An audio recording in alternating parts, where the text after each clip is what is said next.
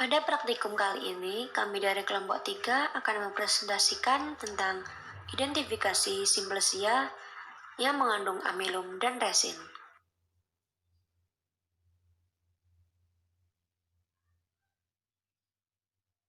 Berikut nama-nama dari kelompok 3. Ada Feni Diastuti, Fernanda Bita Rahma, Milenia Yolanda Putri, Muhammad Rasyad Arofiki, Rosi Fadia Putri, dan Sinta Eka Puspitasari. Memasuki slide yang pertama, akan dibacakan oleh Feni Diastuti mengenai tujuan praktikum.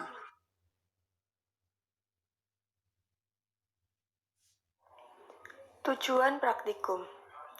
Dengan melakukan percobaan kali ini, diharapkan mahasiswa mampu menganalisis fragmen gas dari simplesia yang mengandung amilum dan resin.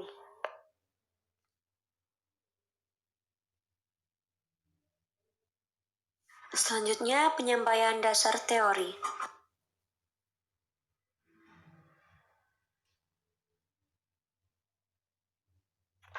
Dasar teori. Amilum adalah karbohidrat yang berasal dari hasil proses fotosintesis tanaman. Disimpan dalam bagian tertentu tanaman dan berfungsi sebagai cadangan makanan. Amilum digunakan sebagai eksipien dalam formulasi sediaan farmasi karena harganya murah dan inert. Amilum dapat digunakan sebagai bahan pengisi, pengikat, penghancur dalam sediaan oral seperti dalam pembuatan tablet. Resin adalah suatu campuran yang kompleks dari sekret tumbuh-tumbuhan dan insekta. Biasanya berbentuk padat dan amorf, dan merupakan hasil terakhir dari metabolisme. Merupakan eksudat getah yang dikeluarkan oleh banyak jenis tumbuh-tumbuhan, terutama oleh jenis-jenis pohon runjung konifer. Getah ini biasanya membeku lambat laut atau segera dan membentuk massa yang keras dan sedikit banyak transparan. Resin biasa dipakai sebagai bahan pernis, perekat, pelapis makanan, agar mengkilat.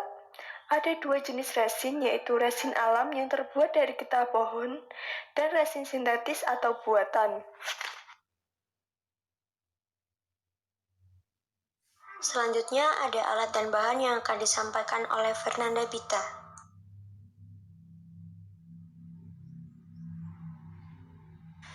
Alat dan bahan. Alat yang kita butuhkan yaitu aquades, tisu, gelas objek, cover gelas, plastik klip kecil, penjepit kayu, pipet, dan mikroskop. Dan bahan yang kita butuhkan yaitu Simplesia serbuk, Curcumae rhizoma, dan Curcuma domesticae rhizoma.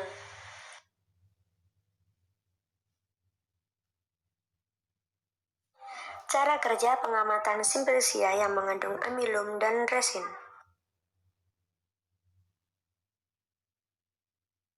Cara kerja. Pertama, siapkan alat dan bahan-bahan simplesia yang dibutuhkan. 2. Siapkan mikroskop. 3. Buatlah preparat dengan meletakkan serbuk simplesia yang akan diamati. 4. Sayat bagian simplesia yang akan diamati. 5. Pada saat menyayat simplesia, usahakan sayatan tipis agar fragmen yang terdapat pada simplesia terlihat dengan jelas. 6. Untuk mengetahui bahwa sayatan itu sudah tipis, dengan cara merendam simplesia yang disayat tadi ke dalam aquades. Jika tenggelam, maka sayatan simplesia itu sudah tipis. 7. Lalu letakkan bagian tersebut pada objek gelas dan ditetesi aquades sedikit menggunakan pipet. 8. Tutup dengan cover gelas. 9. Amati di bawah mikroskop. 10. Gambarlah hasil pengamatan dan berikan keterangan.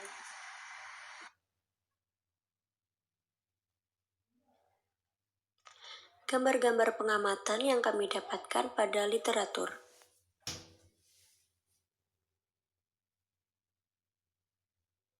Assalamualaikum warahmatullahi wabarakatuh. Perkenalkan, nama saya Muhammad Rasyad Arofiki, NIM 19020306000, ingin menjelaskan tentang Simplicia tanaman Curcuma domestictae rhizoma, yang dimana tanaman ini memiliki nama-nama turunan, yaitu pertama kingdom, divisi, kelas, ordo, famili, genus, spesies, zat yang berkhasiat, penggunaan, pemberian, dan lain sebagainya.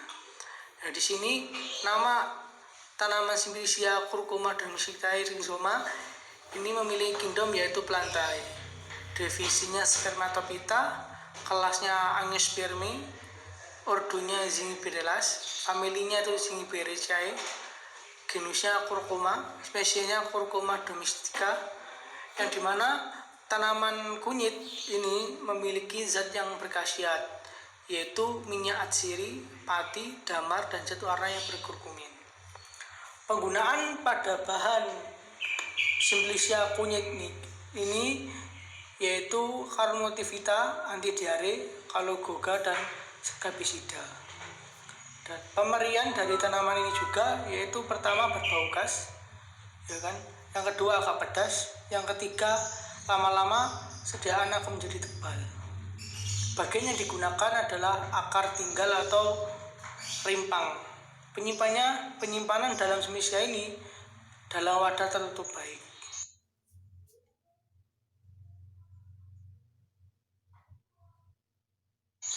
Oke, bisa teman-teman lihat di gambar tersebut ada berapa gambar? Ada 3 gambar. Yang pertama, gambar ke-1 itu adalah gambar serbuk rimpang kunyit yang tidak memiliki amilum dengan pembesaran 4 kali. Nah, untuk foto yang kedua, yaitu gambar kedua, serbuk rimpang kunyit. Bisa dilihat di situ ada 1 garis, ya kan, bening gitu kan. Itu adalah rambut penutup pembesaran dari 4 kali pembesaran. Nah, gambar yang ketiga yaitu fragmen-fragmen serbuk rimpang kunyit, ya kan, yang dimana itu terdapat pembuluh kayu dengan penebalan tanggan dan jala dengan pembesaran 4 kali pembesaran. Oke, keterangan juga di sini bisa dilihat bahwasanya kunyit memiliki 1 lapisan sel bibit berbentuk poligogal, dinding sel penggemburan rambut penutup yang berbentuk kerucut lurus atau agak bengkak. Panjangnya 250 cm sampai 860 mm, dindingnya berdinding tebal. Ya, mungkin cukup itu yang dapat saya sampaikan, kurang lebih saya mohon maaf. Assalamualaikum warahmatullahi wabarakatuh.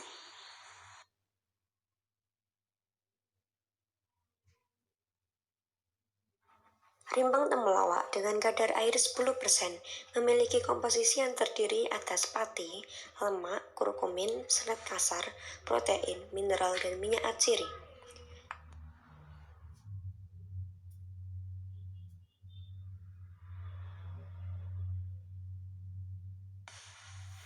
Berikut adalah gambar uji mikroskopis dari temulawak atau yang biasa disebut dengan Curcuma santoriza. Tipe amilum temulawak ini yaitu amilum konsentris. Dari gambar di bawah ini bisa kita lihat di nomor 1 sudah dijelaskan. Di situ ada fragmen berkas pembuluh. Nomor 2 fragmen parenkim korteks. Nomor 3 serabut selerenkim. Nomor 4 butir pati diperbesar. Nomor 5 fragmen jaringan gabus bentuk poligonal. Dan yang terakhir nomor 6 yaitu rambut penutup.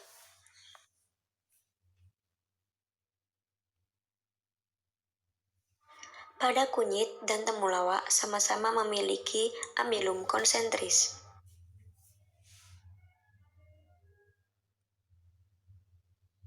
Setelah kita mengetahui hasil percobaan yang kita dapat dari literatur, kita akan menuju ke pembahasan.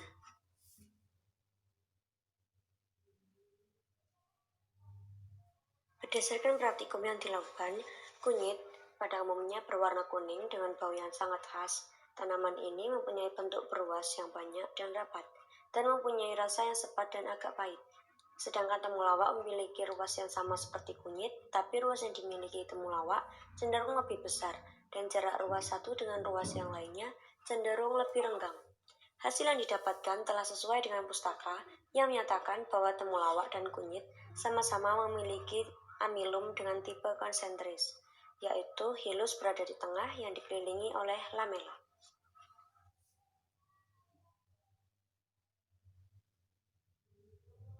Selanjutnya kesimpulan yang akan disampaikan oleh Sinta Eka Puspitasari.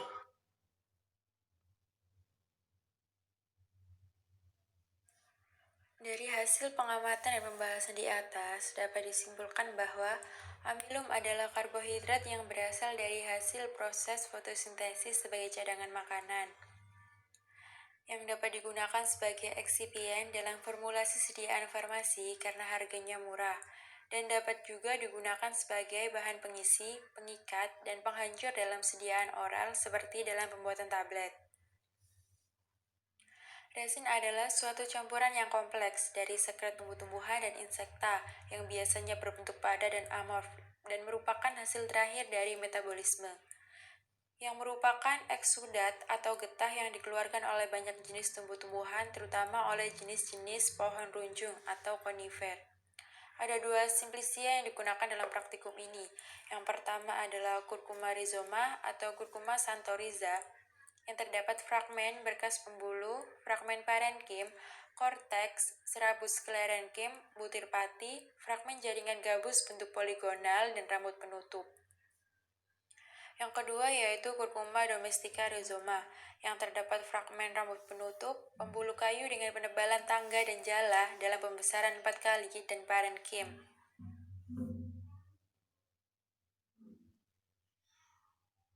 Berikut daftar pustaka literatur yang kami gunakan.